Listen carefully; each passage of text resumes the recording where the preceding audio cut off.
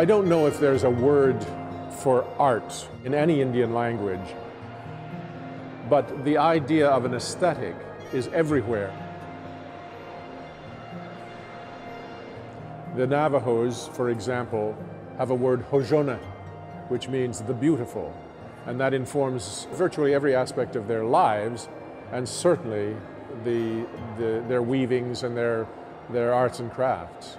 Generally, you walk into an exhibit like this and what you see are objects that are organized by classic kind of culture area concept of plains, northwest coast, southwest, woodlands. What this did is kind of break up those expected alignments.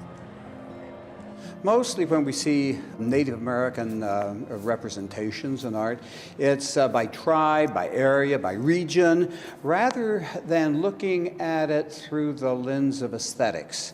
The principles that the curators used, emotion, vocabulary, I think they're based basically on Robert Plant Armstrong's work on the aesthetic principles of affecting presence, which all art pieces have. This collection is not only a collection of Native Americana, but it's also a reflection of the collectors, and that's somewhat unusual. I think it's fascinating to think that those pieces can be treated just simply as fine works of art, rather than imbued with any special meaning because of their cultural significance.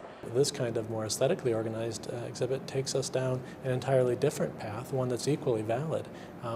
I suspect you could take all of these objects and rearrange them entirely in a more ethnographic frame, and the viewer would come up with an entirely different understanding of them. I don't want to say more or less valid, but certainly this, for its freshness, is remarkable. One gets a sense of the aesthetics of the art.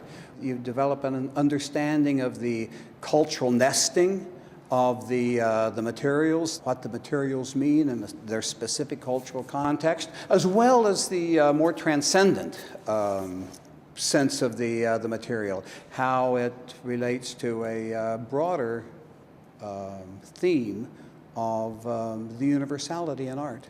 So many of these objects have fairly deep and rich cultural significance in terms of ceremonial practices. That you have shields there, ghost dance shields, you have masks are clearly involved in different kinds of healing ceremonies, things like that. That's what should give them their social lives and their social meaning. To have them just sitting there simply as objet d'art is very different, but it's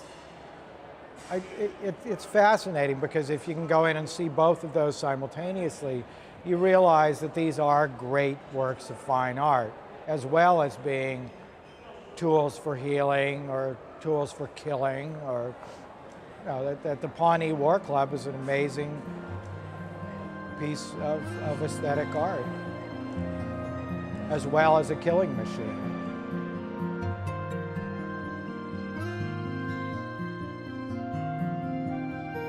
It's a marvelous collection that has representations of practically everything in North American art over the last 3 centuries, in all materials, in wood,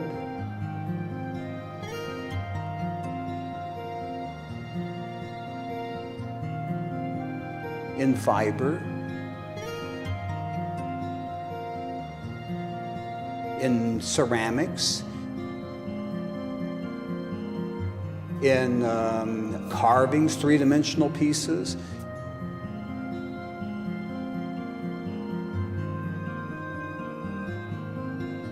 In quill work, in beadwork, from the entirety of the North American continent. I look across here at this pottery, this jar with pumpkins and grapes on it. I've never seen anything like it, and it's done magnificently. The baskets, the fine weaving, they could hold water. The moccasins, magnificent. I asked the Dykers if they had professional help selecting, picking the best things, and they said no, they didn't. That they went with the most aesthetically beautiful things. All of the art in this room reflects art without a cultural boundary because it can be viewed as the Dykers view it with this purely aesthetic, as the natives view it with a very definitive cultural perspective, and as the individual maker views it from her own effect and what she is interpreting. This piece speaks to me because it epitomizes what I believe to be a piece that can have an affecting presence in time and space. It reflects not only Native American cultures, but it reflects the aesthetic of the Spanish culture that heavily influenced and was part of the interactive process in California at the time this was made. The individual that made this was a culture bearer, but she obviously was affected by something that was present in her culture from the outside, in this case a Spanish coin. The reason I'm standing before this incredible muslin here that depicts the Battle of Little Bighorn and Custer's Last Stand is because it's one of the pieces that obviously is very historically embedded. And it reminds us that most of the pieces in here, which were made in the 1800s for the most part, were crafted by people whose cultures and lives were undergoing an incredible change. And there's sort of a popular narrative that that's a time of loss, a time of despondency. And yet the pieces in this exhibit speak to us of the creativity and the power of the artists who made them. The Kiowas and Comanches started making beaded cradle boards fairly late, about the middle of the 19th century. And they were made by old women who, when the tribe was absolutely depressed, the death rate had exceeded the birth rate, there was very little hope. And these old women began to make cradles, not for their children or grandchildren, but for the children yet to be born. So it was a magnificent expression of hope. They were all made to be used. But apart from their being made for children to be used, they are among the greatest examples of art in that culture. Well, the Narragansett coat is a pretty amazing piece of work. That beaded coat, that's great. The Micmac beadwork was awesome. I haven't seen that fine a beadwork out of Micmac stuff. You know, in this exhibit we have wonderful examples of what are called blanket strips. And as far as I know, those are simply decorative, but they are magnificent. They don't have a utilitarian purpose as far as I know. The early Upper Missouri blanket piece combines pre-Columbian and trade beads in a single piece. It's great stuff.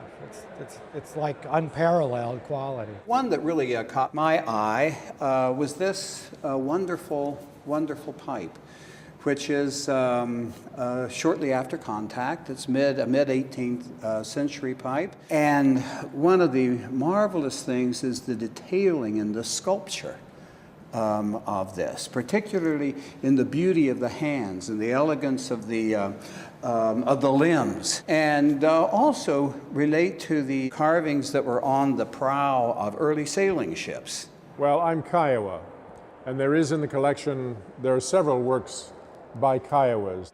There are ledger book paintings by a Kiowa that are outstanding.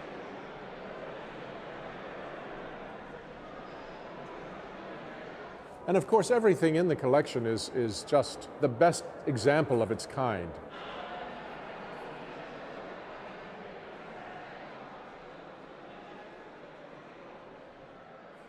Given the kind of the sacred significance of some of the objects, I'm not sure that the Native American people associated with those objects would feel that comfortable about them being represented simply as objects of art devoid of context. The Indian artifacts that we have in this collection are primarily works of art. And so I think we ought to look at them that way. You know, if you take, for example, a buckskin shirt, it's utilitarian, but it is also a work of art. It's something that is beautiful in and of itself. So it's as if we're going into an art museum, and as a byproduct we have a lot of ethnographic significance, archaeological significance. But I believe first and foremost, these are magnificent aesthetic conceptions of the world.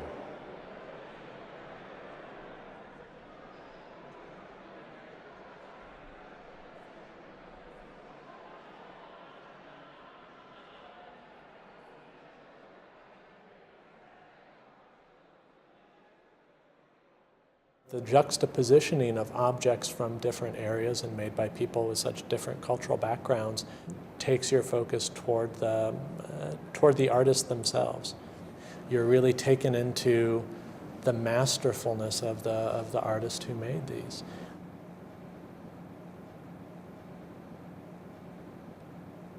As an anthropologist, I often come to shows and exhibits looking for the ethnographic context that's so conspicuously not the focus. And at first when I walked in, I thought that was going to be, that I was going to find that lacking, that I was really going to miss wanting to know what this particular spoon was used for, what the symbolism that was embroidered on this particular weaving meant to the people who made it, because that's sort of the kinds of questions that I ask in my own research.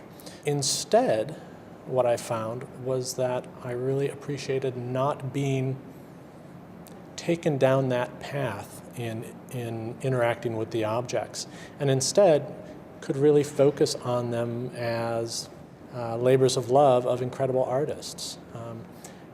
The ethnographic approach really takes you into a culture and the society behind the person who made the object, whereas this more aesthetic approach, I think, allows you to appreciate the artisanry more directly.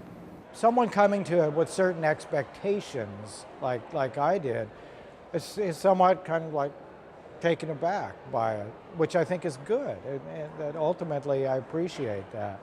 I don't think in terms of education in the classic sense of educating children about Native American history and culture, it may not be as effective in that sense of doing it, because there's not, the label copy is relatively thin in that regard. Certainly the cultural affiliation or tribal affiliation of the artist is noted wherever possible, and the rough date that it was made. So you get sort of the bare bones of the ethnographic background behind these objects. I think that people coming to this exhibit who are not familiar with Native American art or culture are going to leave with a very important and profound impression of the Native American world. The culture survives in our time. It has survived against great odds for many, many years. And so it's a triumph, it's a celebration. And I think people ought to come with that idea in mind, and they ought to leave with that idea in mind. I think it's a radical experiment in some ways that I think ultimately is successful, as disturbing in some ways as it might be, kind of pulling objects out of away from their cultural meaning. But visually, it's beautiful. It's a remarkable collection.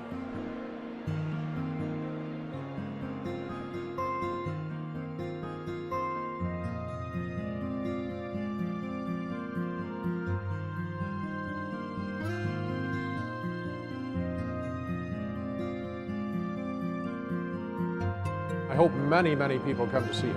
It's worthwhile.